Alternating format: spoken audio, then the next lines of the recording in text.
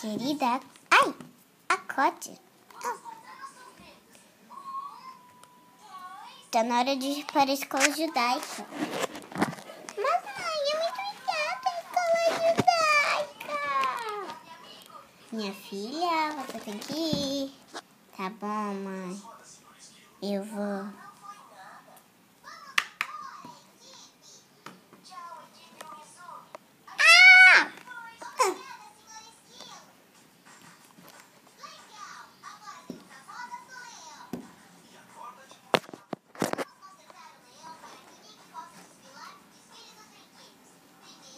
Boa tarde.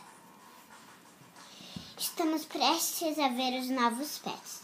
Gente, pega aquela sessão primeiro.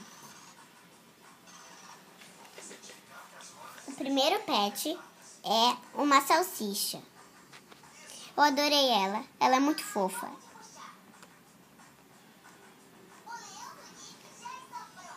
A salsicha veio com essa hamster aqui. Eu achei muito fofo.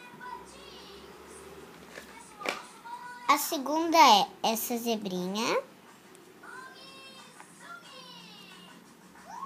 Ela é muito sensacional, sem cabelinho assim.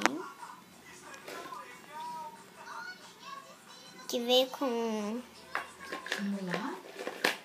Que vem com a sua macaquinha. Quer dizer, gatinho. O próximo é a coelhinha. Que veio com o bulldog americano.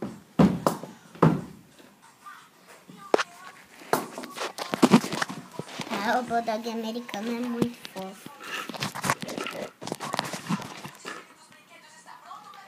O segundo é esse hamster. Eu não sei o que é, ou um hamster, ou um castor, ou um esquilo.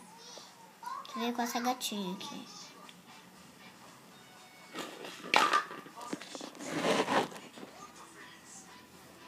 Veremos o próximo vídeo de vídeos do Little Pet Shop.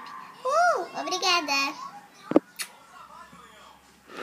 Obrigada por assistir os vídeos do Little Pet Shop.